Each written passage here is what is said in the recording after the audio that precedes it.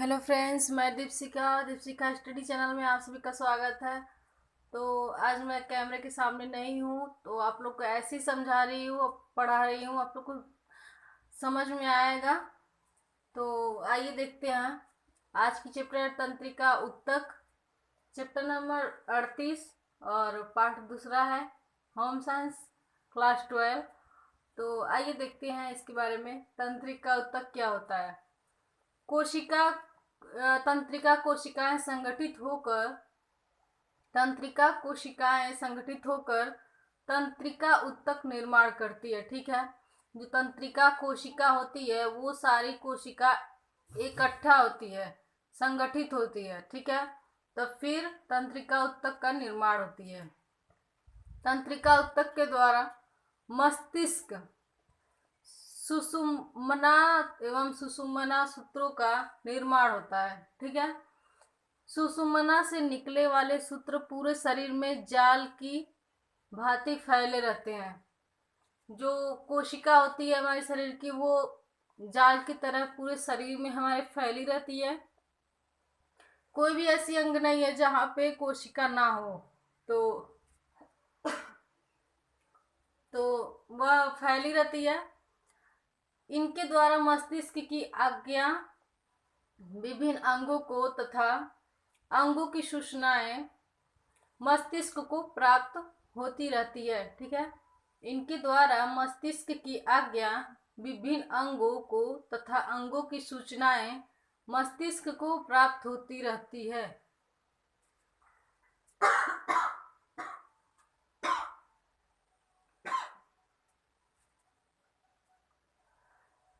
कुछ हमने चित्र भी बनाया है।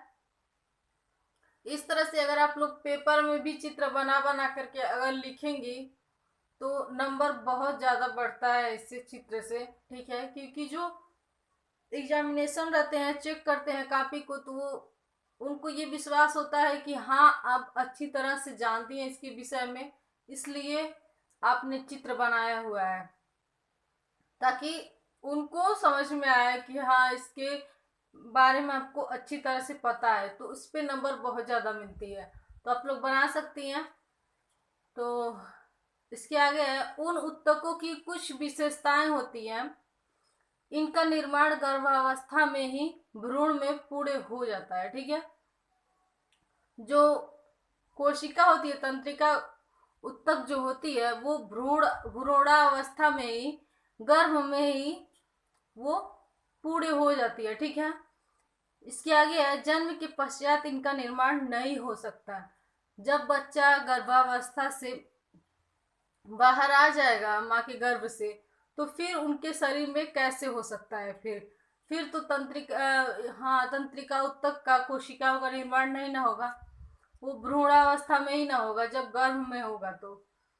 तो फिर इसके आगे है, यदि शरीर में तंत्रिका कोशिकाएं क्षतिग्रस्त हो जाती हैं, यदि शरीर में तंत्रिका कोशिकाएं क्षतिग्रस्त हो जाती हैं, तो इनका पूर्ति के लिए नई तंत्रिका कोशिकाओं का निर्माण नहीं हो सकता है। ठीक है, जो भी रहता है अगर शरीर में, तो जो तंत्रिका उत्तक कोशिका होती है, अगर वो क्षतिग्रस्त हो जाती है तो वो फिर नहीं हो पाती है। फिर नई कोशिका फिर नहीं हो सकती है निर्माण उसका। जो हो जाता है पहले वही रहता है। जन्म के पश्चात इन कोशिकाओं को अधिक स्वस्थ व विकसित बनाया जा सकता है।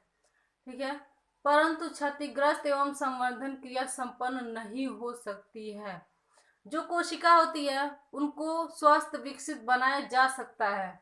ठीक है, लेकिन जो क्षतिग्रस्त हो गई होती है कोशिका, जिसपे मतलब उसपे कुछ भी हो गया होता है, वो क्षतिग्रस्त हो गई होती है, तो वो तो सही नहीं हो पाएगी। लेकिन जो कोशिका हमारे शरीर में रहती है, वो जन्म के पश्चात जो है उसको स्वस्थ और विकसित बनाया जा सकता है। तो आप लोग की क्लास हमारे ख्याल से समझ में आ चुकी होगी। अगर अच्छे लगे क्लास तो please like share comment subscribe जरूर कीजिएगा, बेल आइकन घंटी को प्रेस कीजिएगा और नोटिफिकेशन पर। और पूरी वीडियो देखने के लिए बहुत बहुत थैंक यू। फिर मिलती हूँ नेक्स्ट वीडियो में। तब तक के लिए अपना ख्याल रखिएगा। Bye bye, take care.